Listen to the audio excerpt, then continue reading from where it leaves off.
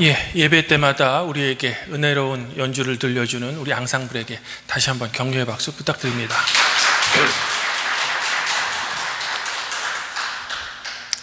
하나님 우리 아버지와 우리 주 예수 그리스도로부터 오는 은혜와 평강이 지금 주일 공동 예배에 참석하신 발복회 성도 여러분들과 지금 이 시간 각 가정에서 가정 예배를 드리시는 성도 여러분들과도 함께하기를 바랍니다. 오늘은 교회력으로 성령 강림일 후 둘째 주일입니다. 하지만 우리 교회는 지난 2월에 공동의회 결의에 따라서 오늘을 특별히 이제 환경주일로 지키려고 합니다. 그런데 사실 이 환경주일이라는 용어 자체가 성도 여러분들에게는 매우 낯이 설 겁니다. 그리고 교회가 왜 이런 주일을 지켜야 하는지에 대해서도 공감이 지금은 잘 안 되실 것 같습니다. 그래서 환경주일에 대한 역사적 배경과 함께 교회가 왜 이런 환경주일을 지켜야 하는지 그 당위성에 대해 제가 먼저 좀 말씀드리고자 합니다. 제가 어렸을 때만 해도 이 환경 또는 생태라는 용어를 잘 사용하지 않았습니다. 오히려 이제 공해라는 용어를 자주 사용했죠. 아마 기억들 나실 겁니다. 이런 배경으로 1982년에 한국공해문제연구소라는 단체가 설립됩니다. 이후 이제 단체는 1992년에 한국교회 환경연구소로 이제 명칭을 변경했다가 1997년에 다시 한번 그 이름을 이제 기독교 환경운동연대라고 이제 개편을 합니다. 그리고 이 단체에 의해 이제 1984년부터 6월 첫째 주일을 환경주일로 제정해서 지금까지 이제 지켜온 거죠. 그래서 이제 올해가 제38회 환경주일이 되는 겁니다.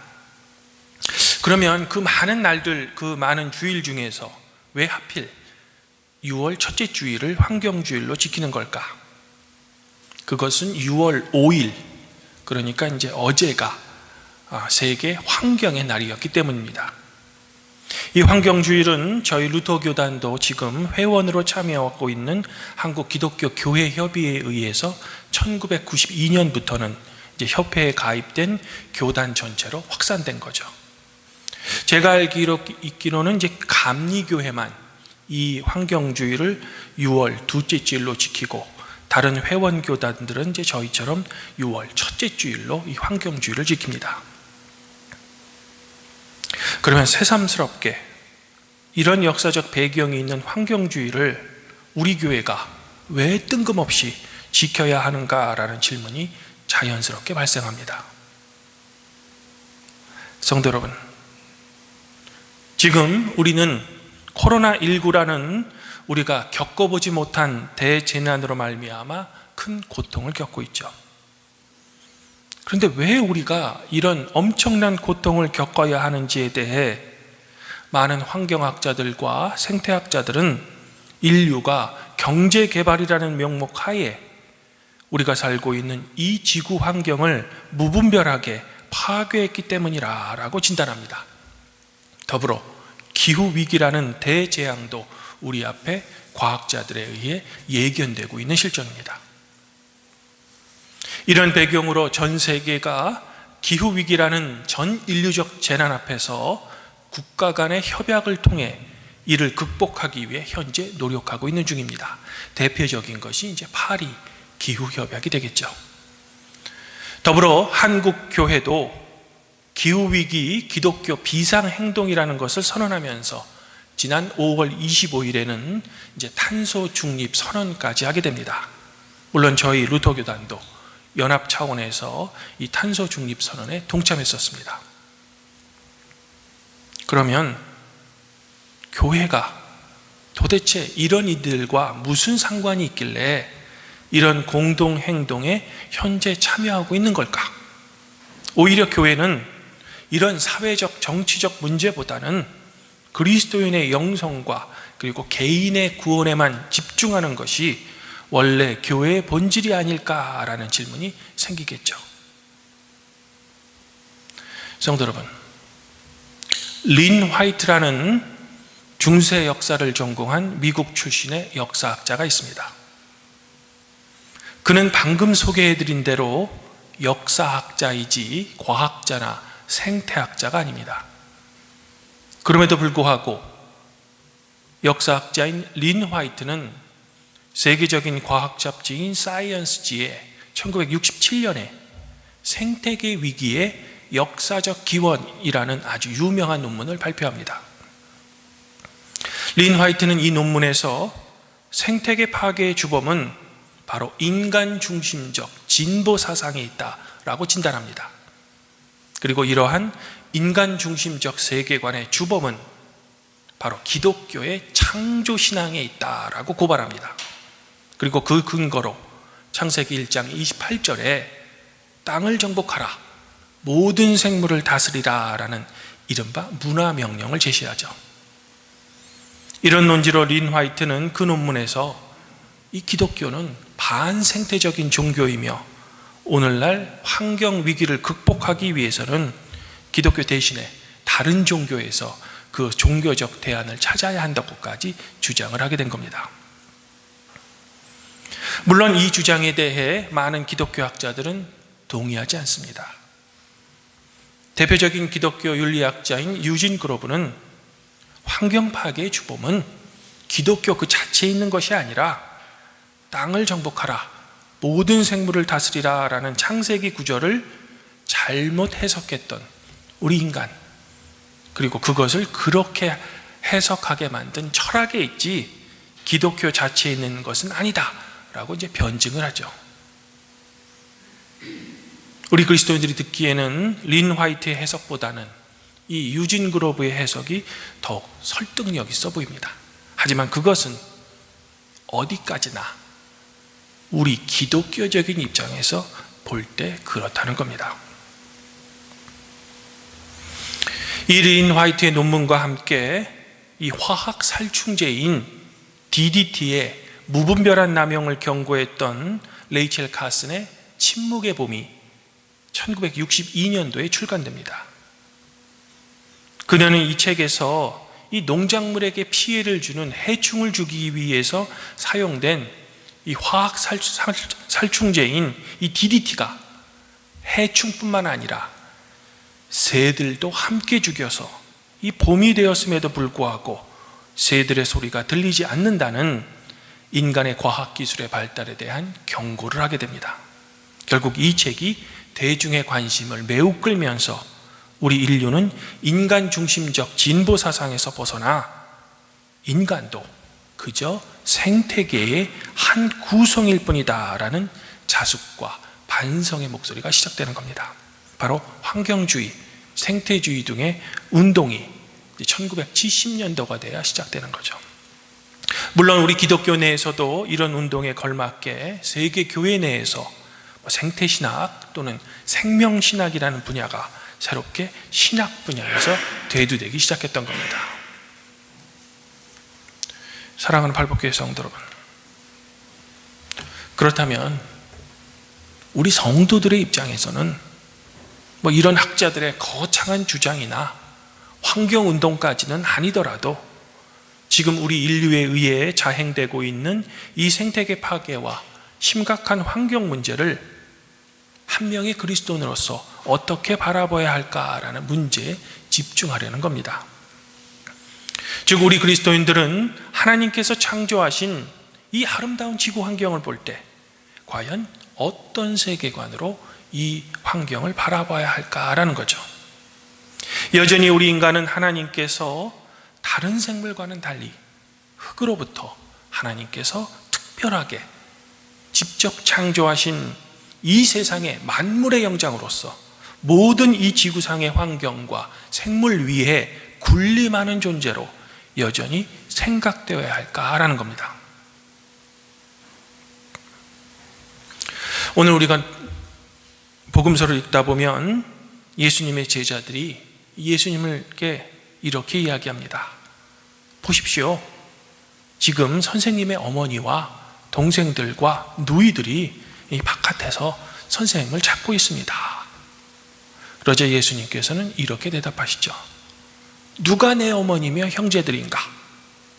누구든지 하나님의 뜻을 행하는 사람이 곧 나의 형제이며 자매이며 어머니다 라는 파격적인 답변을 하십니다. 혈연 공동체를 뛰어넘는 하나님의 뜻을 행하는 그리스도 예수 안에 신앙 공동체를 말씀하고 계신 겁니다.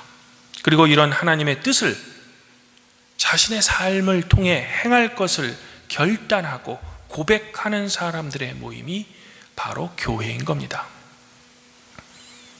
그러면 예수님께서 지금 제시하고 있는 하나님의 뜻은 과연 어떤 것일까? 그것을 우리가 제대로 알아야 우리의 삶을 통해 그것을 실천할 수 있지 않을까라는 겁니다. 오늘 구약 공동문이었던 창세기 3장 9절에서는 하나님께서 당신 자신의 명령, 즉 동산의 각종 나무의 열매는 먹어도 되지만 선악을 알게 하는 나무는 먹지 말라는 명령을 어기고 부끄러워서 숨은 아담에게 이렇게 묻습니다. 아담아, 지금 내가 어디 있느냐? 여기서 우리는 왜 하나님께서 동산의 모든 나무는 먹되 선악을 알게 하는 나무는 먹지 말라는 제안을 아담에게 하셨는지 먼저 생각해 볼 필요가 있습니다. 그것은 우리 인간 내면 깊숙이 숨어 있는 우리 자신이 하나님처럼 되고자 하는 인간의 욕망에 대한 하나님의 경고이며 자유를 넘는 무책임과 방종에 대한 하나님의 엄중한 경고였습니다. 더불어 하나님께서 창조하신 다른 피조물들, 그리고 이 지구와 함께 살아가기 위한 인간의 한계선을 인류에게 제시해 주셨던 겁니다. 이 경계선을 지켜야만 인간뿐만 아니라 이 지구상에 하나님이 창조하신 동료 피조물들과 이 지구 환경에 우리가 공존할 수 있기 때문입니다. 이런 의미에서 선악을 알게 하는 나무의 금지는 우리 인간의 자유에 대한 억압이 아니라 오히려 인간을 향하신 하나님의 은혜이며 우리를 향하신 하나님의 사랑이었던 겁니다. 하지만 우리 인간은 인간의 역사 속에서 늘 그러했듯이 우리 자신의 특이한 오만, 그리고 인간의 무절제로 하나님께서 정하신 이 경계선을 넘어왔습니다. 인류의 첫 조상인 아담과 하와도 그러했고, 노아 시대의 사람도 그러했고, 바벨탑을 쌓았던 사람도 그러했습니다. 그래서 에덴 동산에서 쫓겨나고 홍수의 심판을 받았으며 언어의 혼잡으로 인한 흩어짐을 인류는 받았던 겁니다. 이 모두 하나님의 주권에 대한 인간의 도전 때문입니다. 주님 안에서 한 형제자매인 발복교회 성도 여러분, 지금까지 우리가 살고 있는 이 지구에는 모두 5번의 대멸종이 있었다고 과학자들은 이야기합니다. 그런데 미래학자, 기후학자, 그리고 생태학자들은 이제 곧 이 지구상에 6번째 대멸종이 있을 것이라고 예측합니다. 그러면 6번째 대멸종의 대상은 누구이며 또한 그 원인은 어떤 것일까? 먼저 이 멸종의 대상은 바로 우리 자신, 즉 인류입니다. 그리고 지금까지의 5번의 대멸종의 원인은 어떤 외부적인 원인이었지만 앞으로 있을지 모를 이 6번째 대멸종의 원인은 더 이상 외부적인 원인이 아니라 바로 내부적인 원인, 즉 우리 인류가 저지른 우리 스스로의 잘못으로 인한 멸종이라는 겁니다. 바로 생태계 파괴와 환경 파괴로 인한 인류의 대멸종이라는 겁니다. 다시 한번 우리 인류는 하나님께서 정하신 경계선을 넘으려고 하고 있습니다. 금단의 열매를 다시 한번 따먹으려고 하고 있죠.